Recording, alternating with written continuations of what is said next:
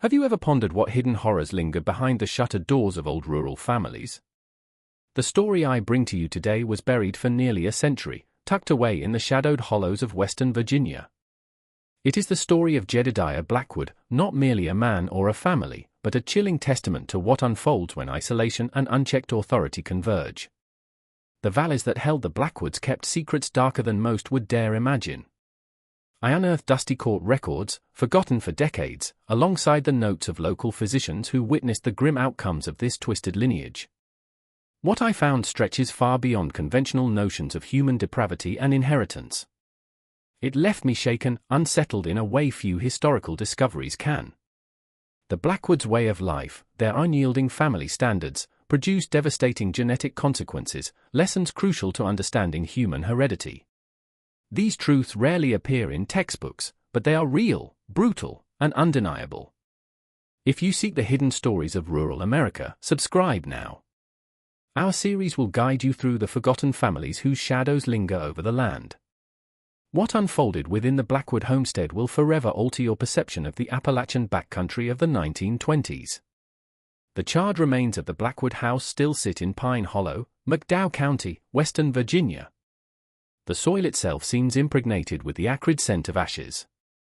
Decades after the fire, the forest has grown thick and high, as if nature itself is conspiring to hide the horrors that transpired there between 1895 and 1932.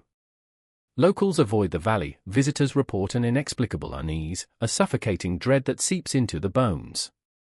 Isolation, both geographic and social, can warp human behavior. When a single man asserts unchecked dominance, when oversight is absent and consequences non-existent, the unthinkable flourishes unseen. The Blackwood saga is more than a tale of consanguinity, it is a chilling illustration of how institutional failures permit predators to shape entire generations. Pine Hollow lay secluded, nearly 27 kilometers from the nearest town. A narrow valley of 230 acres, it was encased by 150-meter cliffs. Only a single rugged trail led in or out, a trail impassable during harsh Appalachian winters. The Blackwood property was stark, a 6-room main wooden house, 3 smaller huts scattered across the land, a decaying barn, and fields that barely yielded enough to survive. Hierarchy was absolute. Jedidiah Blackwood, born in 1870, ruled with unquestioned authority. His 2 elder sons, Ezekiel and Odia, enforced his will without hesitation. Women and children labored from dawn until dusk, tending the fields, preparing food, and maintaining crumbling buildings. Any hint of rebellion meant confinement in the subterranean basement beneath the main house, where icy winters and swarming vermin were only part of the punishment. The constant rhythm of axes echoed through the valley, punctuated by the occasional, piercing scream. The smell of smoked meat and baked bread mingled with the odor of rarely washed bodies. When outsiders appeared, street vendors, census takers, the household fell into a grim silence. Women and children vanished into rear structures, re-emerging only when the coast was clear. In 1895, a thunderstorm felled a tree over the main access road, severing the valley from the rest of the county. Few could have foreseen that this isolation would sow the seeds for a distorted dynasty.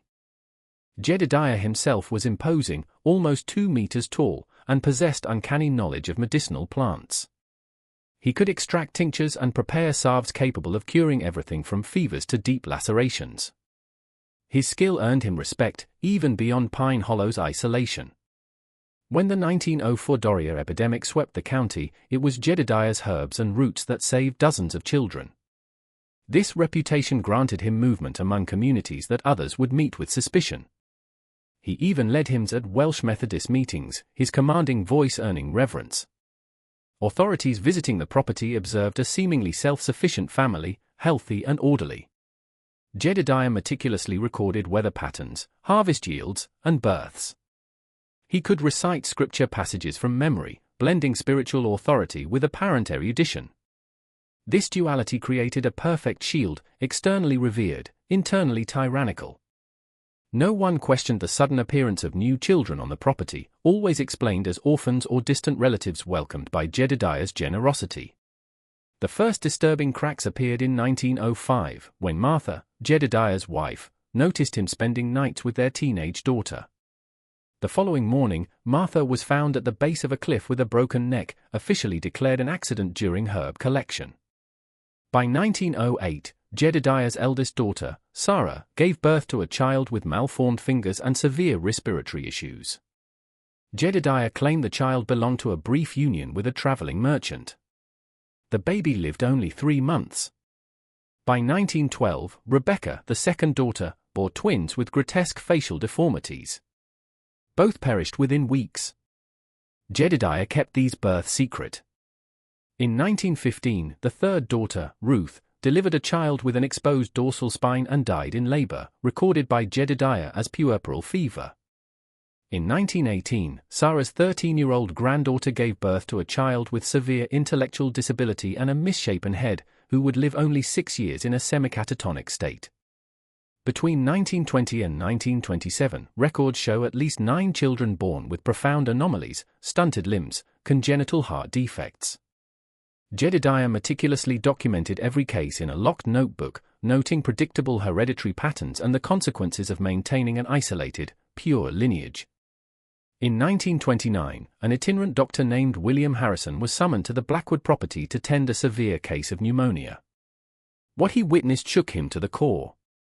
Over 20 people crowded into spaces far too small, multiple women in varying stages of pregnancy, and children exhibiting unmistakable signs of severe genetic abnormalities. Jedidiah's youngest daughter, Elizabeth, had returned home after losing her husband in World War I, bringing with her a 3-year-old. By 1924, that granddaughter was herself pregnant. The resulting child displayed profound intellectual and physical impairments, unmistakable markers of inbreeding. The definitive horror erupted in 1927. Jedidiah's 12-year-old great-granddaughter was found hidden in the barn, terrified and pregnant. Reports indicated that her grandfather had begun visiting her room when she was only 11. When Elizabeth confronted Jedidiah after rumors reached her, she was found hanged in the barn the following morning. Official reports listed it as suicide, though defensive marks on her arms suggest otherwise. At the same time, a niece brought to the property after the Spanish influenza epidemic went into labor at just 14. Her child, born with multiple severe anomalies, died within hours. Harrison conducted a rudimentary autopsy, documenting malformed hearts, incomplete brain development, and a litany of other abnormalities. By June 1930, Elelonina, Jedidiah's older granddaughter, publicly confronted him during a congregation at the Welsh Methodist Church. Her accusations, spoken loud enough for the entire congregation to hear, detailed crimes against nature and God alike. Witnesses described how Jedidiah dragged her by the hair as she continued shouting, revealing unspeakable truths to a stunned audience. Pastor Willa Thompson tried to intervene, but Jedidiah threatened a plague should anyone interfere. The community, wary of his reputation as a healer capable of poisoning water, hesitated. Elelonina never returned to church. Rumors circulated that she had been confined in the basement for months, sustained only on bread and water. When she finally re-emerged, street vendors reported a ghost-like figure. Her eyes were vacant, her movements mechanical, as though her very soul had been hollowed out.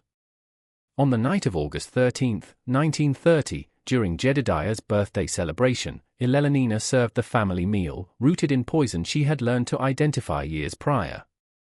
7 adult family members, including Jedidiah, died before dawn.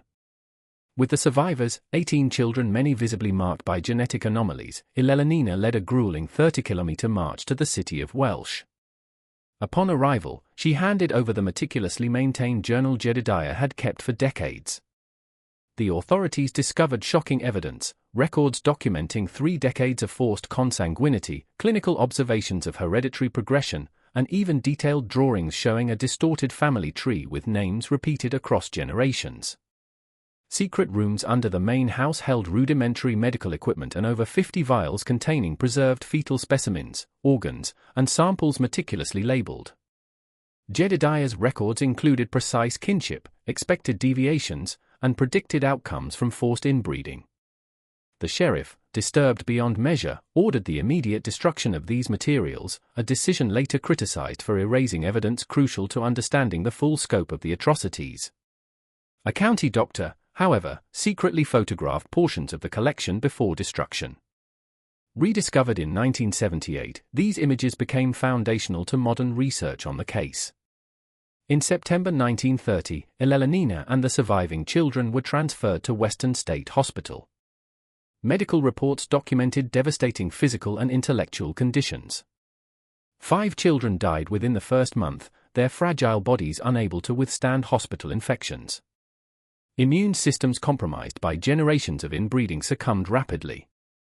In November 1932, Elelonina returned to the property under supervision to conduct a solemn ritual.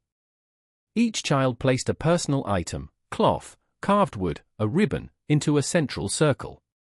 She recited the names of all who had suffered, including those never officially named. Then she set fire to the center, gradually allowing the flames to consume the main structure entirely. Children, some no older than 3 and gravely deformed, walked in a single file line toward the main road. Elelonina led with the youngest child cradled in her arms, a 3-year-old girl with severe spinal curvature, destined never to walk independently. Photographs captured by a local reporter immortalized the silhouettes against raging flames, a haunting, poetic image of liberation. The tragedy and resilience of Pine Hollow reverberated far beyond McDowell County. In January 1933, the Western Virginia Health Department issued an emergency directive mandating inspections of isolated communities.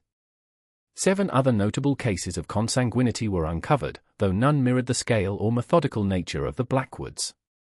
Correspondence between state authorities reveals growing panic. The Public Health Commissioner wrote to the governor warning of potential widespread occurrences in Appalachian regions, recommending immediate intervention to prevent further genetic degeneration.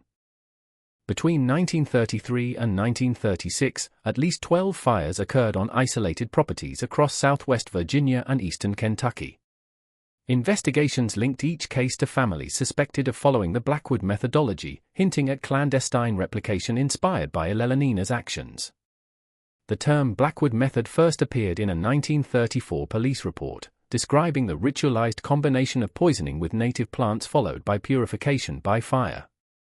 Authorities traced at least 5 cases across 3 states to this specific practice. In rural communities, the myth of the Lady of the Ashes emerged. Local folklore spoke of a mysterious woman visiting isolated homesteads, identifying families who mirrored Blackwood-like patterns, and leaving small packages containing poisonous plants along with precise instructions. No concrete evidence has ever surfaced, but stories persisted for decades, blending horror and reverence.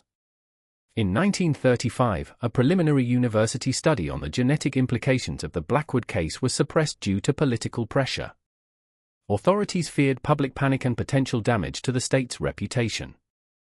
Documents remained sealed by court order until 1978, when rediscovery reignited scholarly and public interest. The state's response had been swift and severe. In February 1933, 50 State Guard agents were dispatched to locate and investigate isolated Appalachian communities. Resistance was fierce. Families disappeared into the forest before authorities arrived, while entire settlements maintained stubborn silence. The operation, dubbed Sunrise, faced immense logistical obstacles, treacherous terrain, sabotaged trails, and guides who forgot paths to key properties. In May 1933, a detachment led by Captain Morris discovered a homestead resembling the Blackwood property in a neighboring county. As the team approached, gunfire erupted. Hours-long firefights ended when the occupants set fire to their own property, choosing death over capture. Subsequent investigations revealed that similar patterns of inbreeding, secrecy, and ritualized destruction had been practiced elsewhere, confirming the terrifying spread of the Blackwood Protocol. Elelonina became a polarizing figure. To authorities, she was a criminal responsible for multiple deaths. To oppressed communities, she represented a grim form of justice when institutions failed. The hunt intensified after a witness spotted her in Huntington in September 1933. The final confrontation occurred in an isolated cabin near the Kentucky border in December, surrounded by state agents. Elelonina emerged carrying Jedidiah's original diary, deliberately walking toward the officers, maintaining unwavering eye contact with the operation leader.